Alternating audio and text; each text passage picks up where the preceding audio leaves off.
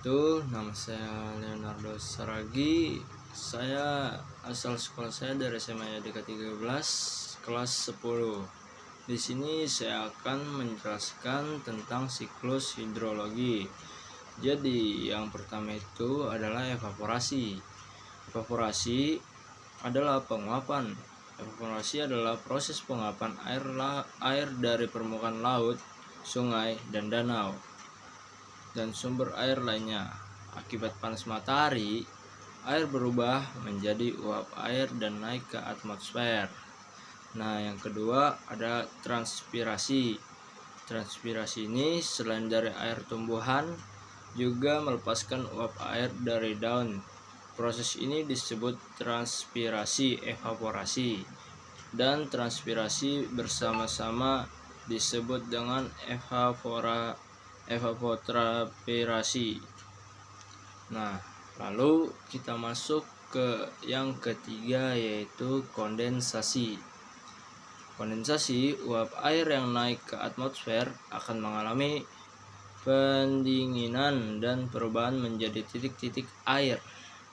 Perubahan proses uap air ini disebut dengan kondensasi. Titik-titik air berkumpul membentuk awan.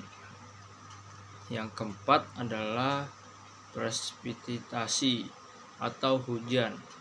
Ketika awan sudah cukup berat, titik-titik air akan jatuh ke bumi dalam bentuk hujan. Proses ini disebut dengan presipitasi. Selain hujan, bisa juga berupa salju atau hujan es, tergantung suhu dan udara. Dan yang kelima ini adalah infiltrasi dan perkolasi. Sebagai air hujan akan meresap ke dalam tanah. Proses masuknya air ke dalam tanah disebut dengan infiltrasi. Setelah itu air akan bergerak lebih dalam ke dalam tanah disebut perkolasi dan menjadi air tanah. Nah, kita masuk ke runoff atau yang bisa disebut dengan aliran permukaan. Sisa air hujan yang tidak meresap akan mengalir di permukaan tanah menuju sungai, danau, atau laut. Proses ini disebut dengan runoff atau lapisan air. Lalu kita kembali lagi dari awal ke laut dan mengulanginya. Air dari runoff dan sungai akhirnya kembali ke laut.